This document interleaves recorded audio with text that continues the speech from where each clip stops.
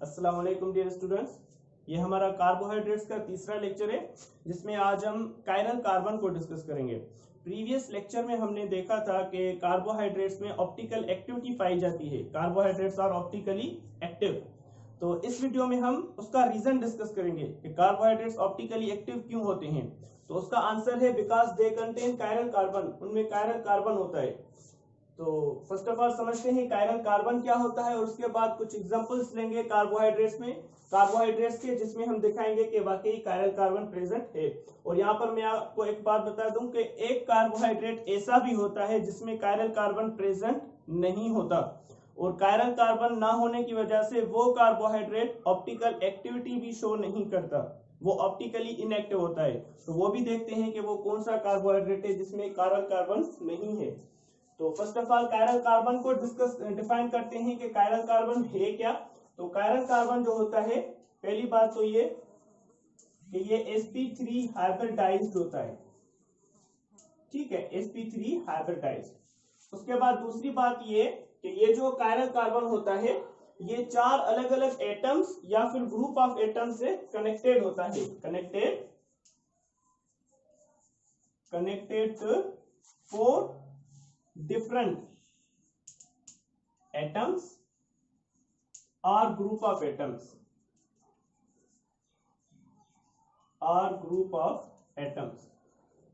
कोई भी ऐसा कार्बन जो कि sp3 हाइब्रिडाइज्ड हो और चार अलग अलग एटम्स या फिर ग्रुप ऑफ एटम्स से कनेक्टेड हो तो उसको हम कहेंगे कि ये कायरल कार्बन है। लेट्स सपोज एग्जांपल देखते हैं, हम एग्जांपल देखते हैं लैक्टिक एसिड का, ठीक है, लैक्टिक एसिड।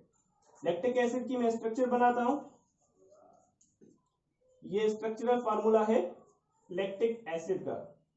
अब आप इसमें देखें कि ये जो बीच वाला कार्बन है, ये कार्बन एक साइड से कार्बोक्सिल ग्रुप से कनेक्टेड है COOH से, दूसरी साइड पे हाइड्रोक्सिल ग्रुप है, तीसरी साइड पर मिथाइल ग्रुप है और चौथी साइड पर हाइड्रोजन है। इस कार्बन ने चार बॉन्ड्स बनाए हैं, मतलब ये sp3 हाइब्रिडाइज्ड है। और आप देखें कि ये चार अलग अलग एटम्स और ग्रुप ऑफ एटम्स से कनेक्टेड है, तो हम कहेंगे ये जो कार्बन है ये कायरल कार्बन है। और इसमें इस मॉलिक्यूल के अंदर कायरल कार्बन प्रेजेंट है, तो ये क्या करेगा, ऑप्टिकल एक्टिविटी शो करेगा। और लैक्टिक एसिड भी ऑप्टिकली एक्टिव मॉलिक्यूल है, ठीक है। तो अब हम एग्जांपल लेते हैं कार्बोहाइड्रेट्स के। फर्स्ट ऑफ ऑल देखते हैं सिंपलेस्ट कार्बोहाइड्रेट को। सिंपलेस्ट कार्बोहाइड्रेट कौन से हैं? तीन कार्बन वाले, ठीक है, तीन कार्बन वाले मतलब कौन से? एक तो ग्लाइसरल्डिहाइड हो गया, दूसरा डाइहाइड्रोक्सी एसीटोन हो गया। तो फर्स्ट ऑफ ऑल ग्लाइसरल्डिहाइड को देखते हैं, ये ग्लाइसरल्डिहाइड की स्ट्रक्चर है, ओके। अब आप इसमें देखें ये जो सेंटर वाला कार्बन है ये कायरल कार्बन है। फर्स्ट ऑफ ऑल तो आप देखें ये जो सेंटर वाला कार्बन है इसने चार बॉन्ड्स बनाए हैं, चार सिंगल बॉन्ड्स बनाए हैं, मतलब ये sp3 हाइब्रिडाइज्ड हो गया। और देखें आपके ये जो है एक साइड से OH से कनेक्टेड है, दूसरी साइड पे CHO है, तीसरी साइड पे हाइड्रोजन है और चौथी साइड पे जो है वो CH2OH प्रेजेंट है, मतलब कि चारों के चार जो है वो different atoms and group of atoms हैं। तो ये जो हमारा कार्बन हो गया ये कायरल कार्बन हो गया। ऊपर वाले कार्बन की अगर हम बात करें तो देखिए ऊपर वाला जो कार्बन है उसने डबल बॉन्ड बनाया हुआ है, मतलब ये sp2 हाइब्रिडाइज्ड हो गया। sp2 हाइब्रिडाइज्ड हो गया तो मतलब ये कायरल कार्बन नहीं है। नीचे वाले की अगर हम बात करें तो ये CH2OH को अगर हम खोलकर लिखें तो मैं आपको ज्यादा अच्छे से समझा पाऊंगा। CH2OH को मैं खोलकर लिखता हूं,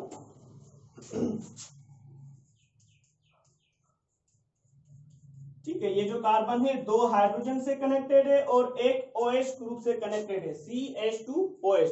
अब आप देखें ये जो कार्बन है इसने चार बॉन्ड्स तो बनाए हैं, मतलब ये sp3 हाइब्रिडाइज्ड तो है, मगर आप देखें कि इसकी जो दो वैलेंसीज हैं वो एक ही एटम से सेटिस्फाइड है, मतलब कि हाइड्रोजन से।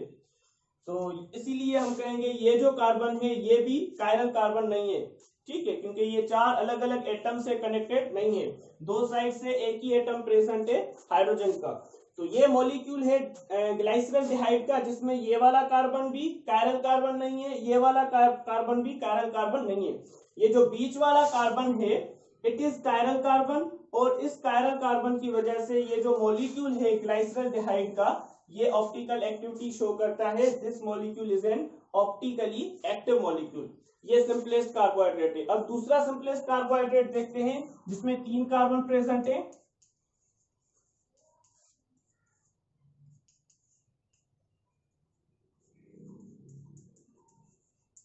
तो वो है हमारा डाईहाइड्रोक्सी एसीटोन।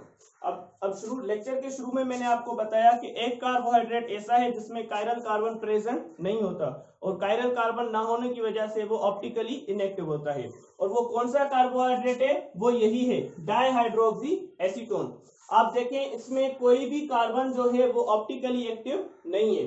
पहला जो कार्बन है वो देखें CH2OH है, मतलब CH2OH को खोलकर लिखेंगे तो ऐसे लिखेंगे, मतलब ये जो ऊपर वाला कार्बन है इसकी 2 वैलेंसीज जो है वो एक ही एटम से सेटिस्फाइड होंगी, किससे? हाइड्रोजन के साथ। तो ये कायरल कार्बन नहीं है। नीचे वाले केस में भी ऐसे ही हो जाएगा। ये जो कार्बन है इसके 2 साइड से एक ही एटम प्रेजेंट है हाइड्रोजन का, ठीक है, तो ये भी कायरल कार्बन नहीं है। और ये जो बीच वाला कार्बन है इसने आप देखें डबल बॉन्ड बनाया हुआ है ऑक्सीजन के साथ, मतलब इसकी हाइब्रिडाइजेशन क्या होगी? sp2 हाइब्रिडाइजेशन होगी। ओके, तो हम कहेंगे ये भी कायरल कार्बन नहीं है। तो हम कहेंगे इस पूरे मॉलिक्यूल में कोई भी कायरल कार्बन प्रेजेंट नहीं है। कायरल कार्बन ना होने की वजह से ये जो डाईहाइड्रोक्सी एसीटोन है दिस इज ऑप्टिकली इनएक्टिव। ये आपको याद रखना है, ठीक है। पहली बात तो ये कि कार्बोहाइड्रेट्स ऑप्टिकली एक्टिव होते हैं। क्यों ऑप्टिकली एक्टिव होते हैं? क्योंकि उनमें कायरल कार्बन प्रेजेंट होता है। कायरल कार्बन क्या होता है हमने डिस्कस किया। उसके बाद हमने कहा कि एक कार्बोहाइड्रेट ऐसा भी होता है जिसमें कायरल कार्बन प्रेजेंट नहीं होता। कौन सा होता है वो? Dihydroxy acetone. और कायरल कार्बन ना होने की वजह से ये ऑप्टिकली इनएक्टिव होता है। अब मजीद एक और एग्जांपल देख लेते हैं ग्लूकोज का, जिससे कि ग्लूकोज की स्ट्रक्चर देख लेते हैं एज एन एग्जांपल। यहां पर मैं ग्लूकोज की स्ट्रक्चरल फार्मूला ड्रा करता हूं।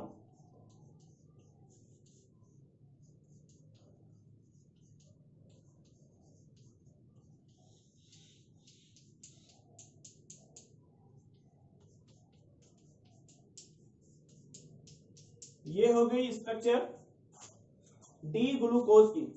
ओके, इसमें टोटल कितने कार्बन है? 6 कार्बन है। 6 में से कितने कार्बन कायरल कार्बन है? तो आंसर होगा 4। ग्लूकोज के मॉलिक्यूल में 4 कायरल कार्बन प्रेजेंट होते हैं। कौन से 4 कायरल कार्बन होते हैं? ये बीच वाले 4 जो हैं वो कायरल कार्बन है। ऊपर वाला कायरल कार्बन नहीं है। क्यों कायरल कार्बन नहीं है? आप देखें इसने डबल बॉन्ड बनाया हुआ है। ये जो है 4 अलग अलग एटम से कनेक्टेड नहीं है, इसलिए ये कायरल कार्बन भी नहीं है। नीचे वाला भी आप देखें, इसके 2 साइड पे हाइड्रोजन के एटम्स प्रेजेंट होंगे, तो ये भी 4 अलग अलग एटम से कनेक्टेड नहीं है, तो ये भी कायरल कार्बन नहीं है।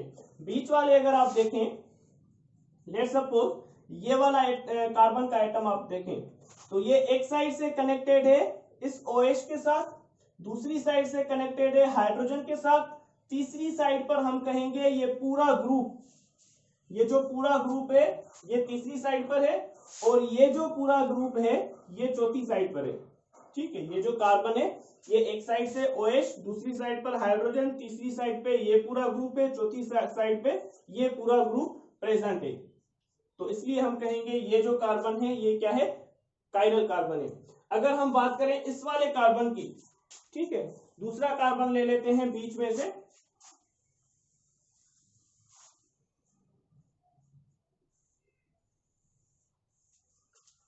लेट्स सपोज हम इस वाले कार्बन की बात करते हैं। ये वाला जो कार्बन है ये एक साइड से कनेक्टेड है हाइड्रोजन के साथ, ये वाला कार्बन एक साइड से कनेक्टेड है हाइड्रोजन के साथ, दूसरी साइड से कनेक्टेड है OH के साथ, तीसरी साइड पर ये पूरा ग्रुप प्रेजेंट है, और चौथी साइड पर ये पूरा ग्रुप प्रेजेंट है। तो इसने 4 बॉन्ड्स बनाए हुए हैं, ठीक है, और चारों साइड से जो है वो different atoms and group of atoms से कनेक्टेड है, तो हम कहेंगे ये भी कायरल कार्बन है। तो बीच वाले जो ये 4 कार्बन हैं ग्लूकोज की स्ट्रक्चर में, ये चारों के 4 जो हैं वो कायरल कार्बन प्रेजेंट होते हैं। और कायरल कार्बन को हम एक और नाम भी देते हैं एसिमेट्रिक कार्बन, ये भी आपने याद रखना है। कायरल कार्बन का एक और नाम भी है एसिमेट्रिक कार्बन। और इसकी एक एप्लीकेशन भी है कि अगर आपको ये पता है कि मॉलिक्यूल के अंदर कितने कायरल कार्बन प्रेजेंट है, तो आप ये भी बता सकते हैं कि उस मॉलिक्यूल के कितने आइसोमर होंगे। ठीक है, लेट्स सपोज ग्लूकोज के अंदर 4 कायरल कार्बन प्रेजेंट है। ठीक है, तो ग्लूकोज के कितने आइसोमर्स बनेंगे।